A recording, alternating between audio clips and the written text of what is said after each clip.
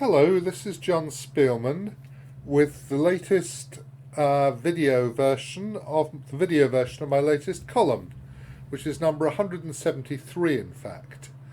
And I've called it Conversations with the Gods because it's about how we use computers and table bases. So I started with the tiny story of King Croesus of Lydia, who consulted the oracle and was told that if he went to war with the Persians, he would destroy a mighty empire, was it called? A great empire. And, well, bad luck. He went to war, but the empire that he destroyed was himself. Now, at least the oracles that we consult nowadays aren't quite as cussed as that. They give us reasonable information. If they say white is winning, it's white who's winning rather than black. But they're still quite opaque sometimes. And what I said was that, and this is really an important point, that if we're going to work with computers, as all top players do, many club players now as well, that we have to have some idea of how to use them, and that is going to involve not being governed by them. I mean, we can believe that they're right, but it doesn't help us that they're right unless we know why. So we have to interrogate them in an intelligent way. So I've started.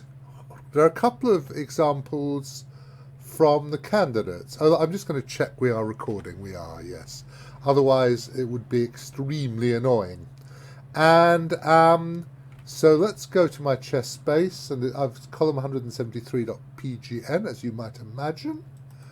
And I started with a couple of games from the candidates, which presumably by the time you read this will be over and that Nepo will have qualified, unless something dramatic has happened.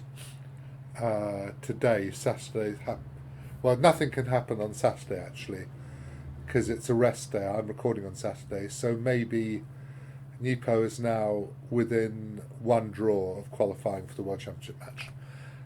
Okay, well, this is the game Nakamura-Caruana, and it's an open Spanish, and clearly they've done enormous amounts of preparation, these boys. And he allowed, is it the Dilworth variation, where you take an F2? And, well, apparently in this position, if you take it leads to a draw, I believe. So they've started playing this. So this pawn centre looks quite scary to me. And Caruana was quite well prepared. He got his pieces out. And then that's a tremendous move. Knight b7, preparing to mobilise the phalanx. So I saw this position and I thought, this looks foul for white due to that enormous phalanx. I thought I'd be really scared. But the great engines tell us that it's about equal or something. I think if I ask Stockfish 15, I think it's going to say between plus 0.1 and minus 0.1 or something, very, very close to equal. Oh, it says white has some advantage and suggests bishop g5 actually. But okay, I presume that Nakamura had analysed this line, but not necessarily precisely this position. He'd got an idea that it was dangerous, but not so dangerous that you couldn't try to play it, which is a reasonable position to be in. I mean, you're not going to be able to analyse every line. There are far, far too many specific lines that could occur in such a position. And, well, they played some moves. And here, actually, c4 was a mistake because it starts to soften up the d4 square. e4, knight to there, g6 is at least equal for black, I think. But what happened was, at some point, knight h1 is a great move. It's the only move, but you're holding everything together, and you're attacking e5, and now you get the d4 square for your knight. And okay, if the black squared bishop moves, then black has mate in two moves, so rook f1 check. But he doesn't have to move, and this position probably is a little bit better for white. By now, what's the engine saying? A little bit. And some things happened. Should have gone h5 apparently. He started to get the advantage. He outplayed Caruana. It's a brilliant game actually. By the way, in this position, the ridiculous move Bishop f5 was actually better, but I mean, okay. Bishop f5 is actually a better move, but who's going to see that? And they started playing. I think that somewhere down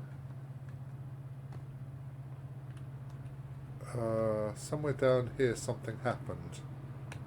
b4 is a very good human move, and here bishop e8 would have won another pawn, because if rook f5, bishop e3, you trap the rooks, or trap the f4 rook. We didn't see that. The game continued. I've one practical question. This is a great game by Nakamura. He's keeping control brilliantly in very difficult circumstances. Actually, it's really not that easy to keep control in such a position. Far from easy. But finally, I mean, I'm not trying to follow this. I'm just, at some moment he went knight d5, and I thought that was, I mean, maybe he just calculated and he thought, I'm not scared of rook takes bishop and e2 check, e3 check, e2 e2. But I don't think I'd have done that myself. I think I'd have felt I really don't want to have to deal with a passed pawn that close to the goal line. Anyway, he played very well. He kept control, and eventually he won nicely.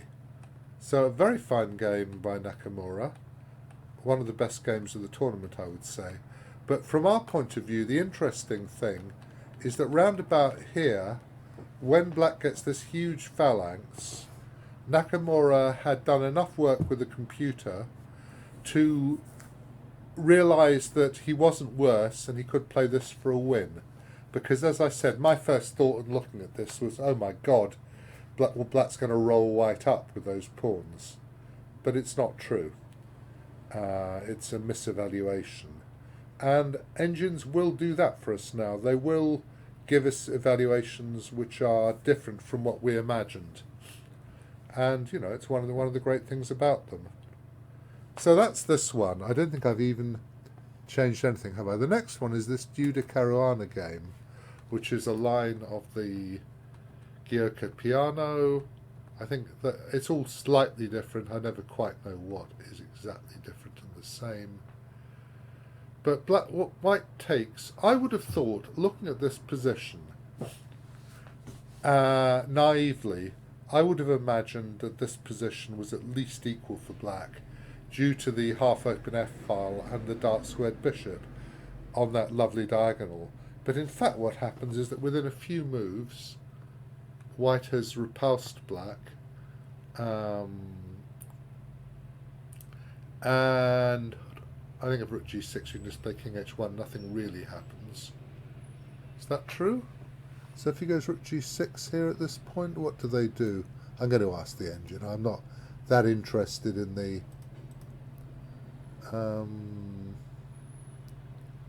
you just play king h1, bishop f2 doesn't work, knight a5, queen a2.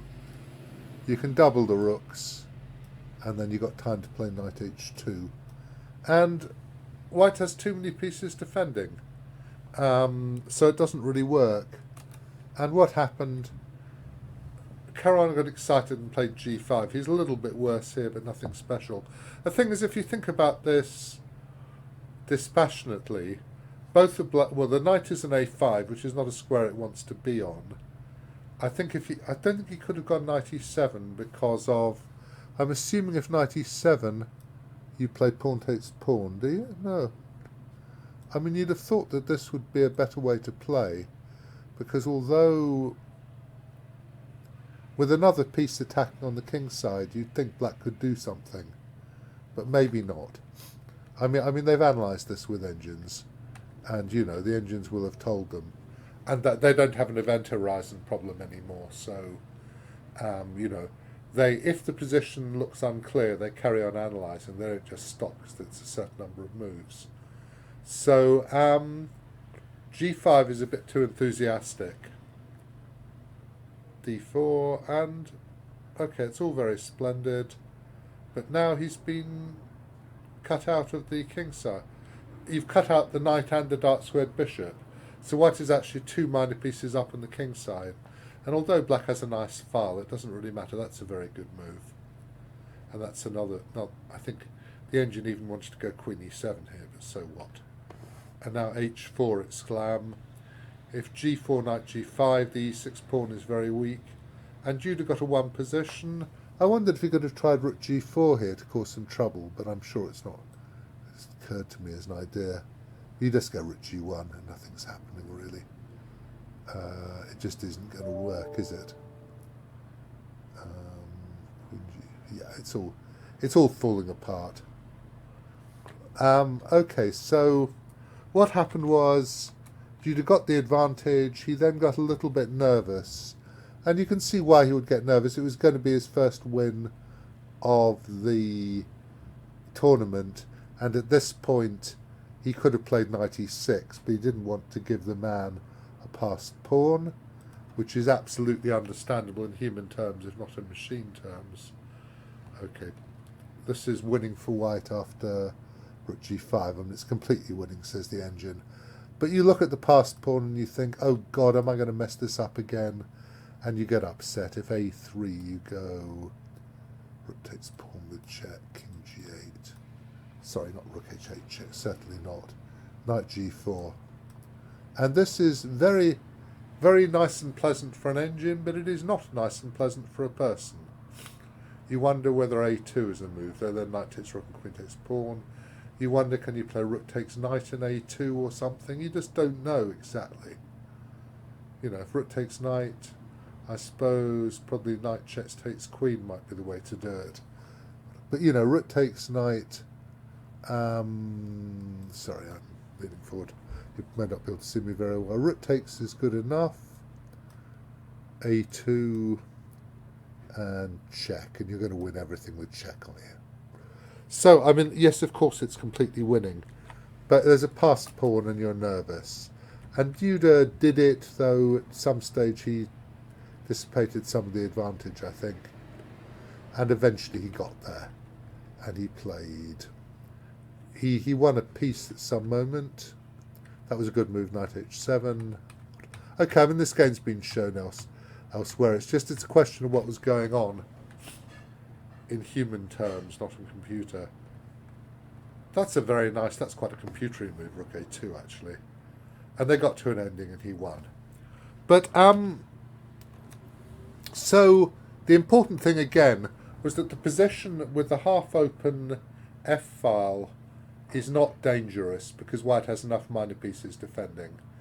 And when you put it that way, years and years ago, Adrian Hollis, who was a Don at Oxford and a very strong correspondence player, played an over-the-board game. Huge attack, but his opponent didn't quite get through. And at the end, I think Adrian Hollis is supposed to have said, well, your rook wasn't developed. And he understood that, you know, the attack wouldn't work because there weren't enough units. And so the same thing, if you have too many, I probably slightly misparaphrased him. If you have enough defenders, you know, eventually you can defend and then turn it into attack. Now, the reason I did all of this, I started talking about interrogating endgame table bases, was because a guy I teach, a guy called Christian Chu, a Swedish guy in China, he showed me a nice ending of rook against rook, rook and pawn against rook, and he said, "Oh, I can't solve this," and told himself off for this, which is absolutely ridiculous because this is unbelievably difficult. It's black to play and draw, and I'm going to show you. Well, I'll turn it on to replay training for 1 second. You may have seen the solution. I don't know if you could see the. So my first thought was rook a2. Rook b1, king d6, king b6, and I realised that was hopeless. That was pretty soon, it was clear that was absolutely hopeless. So then I thought, maybe it's rook c2, because then I can play king d6 and rook c7 check. But in fact, after rook c2, rook c7, you can't actually do it. King d5, king b7, king c5, a6, and you can. The pawn gets to a7, and the king can hide in either a6 or b7. So I then at that point I started talking to the oracle, and of course it is the oracle. It does know the truth, absolutely. So let's try some moves. Rook d2 is the right move. If rook a2, rook to here, king to there, king to here was my first thought. Then I went to rook h2, king here, check here, and this is a pretty easy win because you can't go king e6 because of rook b6 check, rook to there, and now I've kicked him away. And once I've kicked him away, then I can even play this position. This is a very well-known theoretical position. You go rook to here, rook to there, rook to there. The king has to be as far, at least as far as the c-file. Check here, here, check here, and they play rook c6 check. Possibly, I wonder if it's better with a rook and h3. With a rook and h2, you have to take it. If you don't take it, king here, rook to there wins easily, and king there, rook to there wins easily.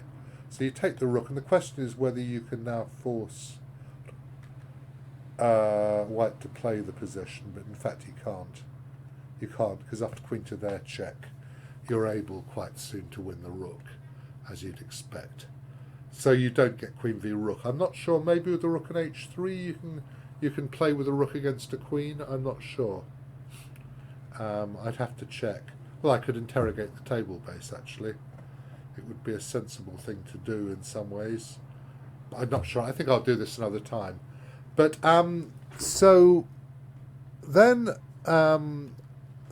my next thought was rook c2, as we said. King there, rook there is the only winning move, actually. Rook c6 is the only winning move, apparently.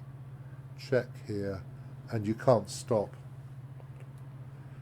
You can't stop white from advancing. What you're trying to do is to get king c6 before he plays a7. So it turns out the only drawing move is rook d2. Rook to there, king to there. Incredibly difficult. King d6, king b6, but here you've got checks. Check here, here, here, here, here, here, here.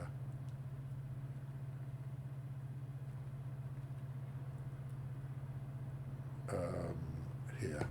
And you can't go a7 because you get mated. And it draws. I think I have checked it. It's very, very difficult.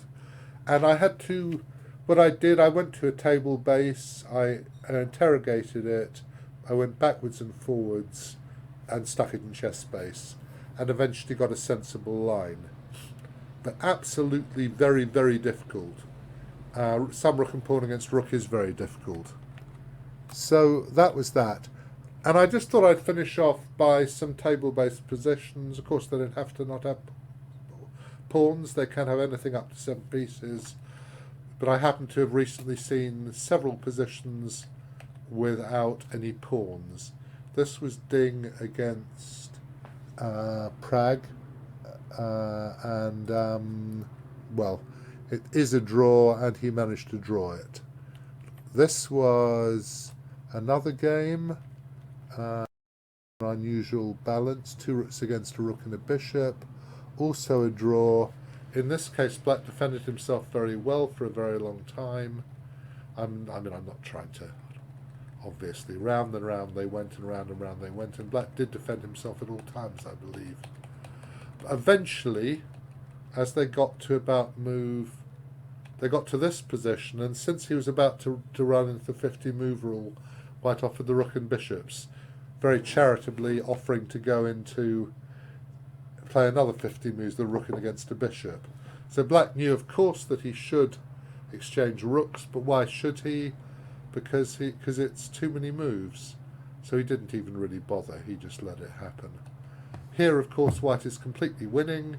After king f1, you just play rook b1, but he claimed his draw, and that's tough. And I do approve of that. There was a time when FIDE tried to extend things beyond 50 moves, but frankly, we're people. We can't play accurately in these endings.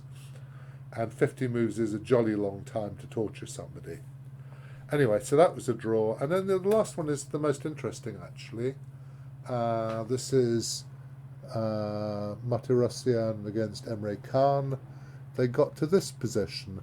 But one thing I did, actually, was that I checked about 2 rooks and a bishop against a king. And I think that's... I can't remember, actually. Obviously, in this position, with the bishop giving check, it would probably be winning. We can... we could do that. Because obviously, I mean, a computer has no idea. A computer engine, even Stockfish, has no idea. But a table base will tell us. So if we started... one of the places... I'm going to go, actually, to another site just to set up a position. S. Let me copy Fen. And I'm just going to go...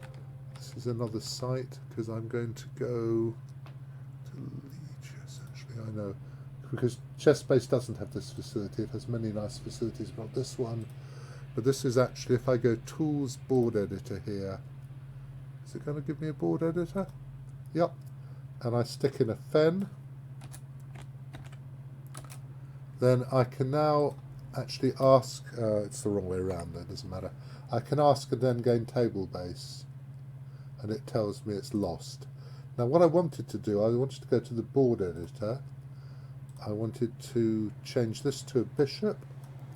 I wanted to put this king here, and I wanted to make it black to move. And I wanted to ask, I know it's obviously the board is the same, I wanted to ask this if it's winning or not. And this is losing, it says, yes. So can we now, let's now go once more, and we'll put this rook here. Sorry, we'll go to the board editor. We'll put this here, and we'll say it's white to move. And now we'll say, well, what is the assessment? And we'll ask again. This is winning after rook g1 check, okay. But only 3 moves. So after rook a1, for instance, which, I mean, this could be a normalish starting position, then apparently this takes 53.5 moves to win. So it's on the cusp with 2 rooks and a white, 2 rooks and a bishop against, obviously it doesn't matter if it's white or black. And that's interesting, isn't it? Obviously, if white can start with a mating attack, he can win immediately. But after rook a1, black only has 1 move to prolong it beyond 50 moves. Okay, let's lose that. But I thought that's an interesting way to use a table base, and something I sometimes do. In this position, what happened was that I've got some annotations saying what the best moves were. Apparently, rook h1 was better, but I mean, nobody. Of course, it's just, in practice, white is almost always going to win this, just because it's so unpleasant.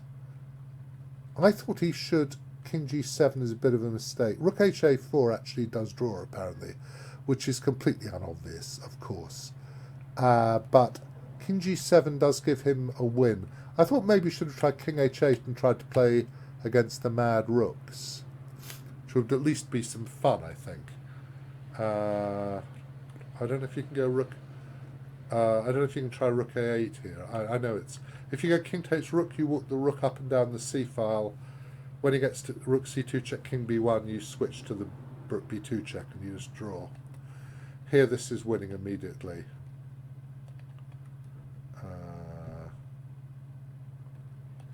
And there are no more checks.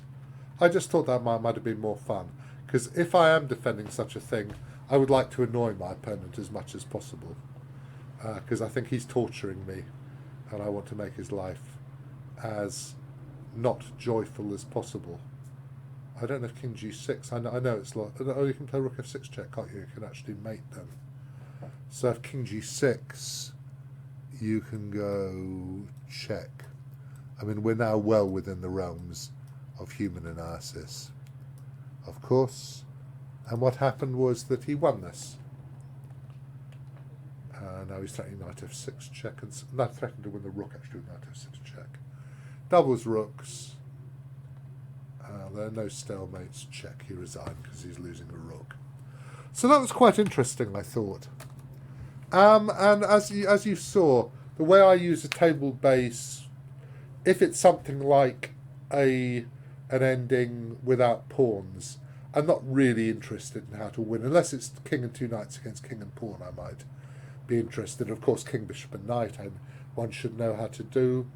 And one ought to know how to attack and defend with rook and bishop against rook, which Keith Clark always wins against weaker players, and with rook and knight against rook, though I don't that well.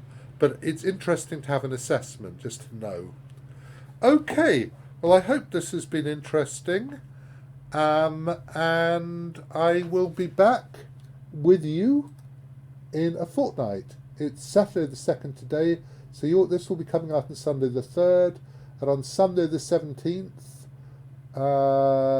there will be another edition, column 174. So I'm going to just go here, see that we are recording, as we are, and stop.